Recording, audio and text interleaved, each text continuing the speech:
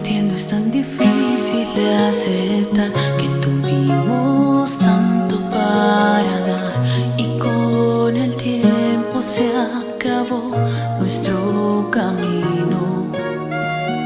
¿Qué paraíso construimos y al final terminó por derribarnos la ansiedad?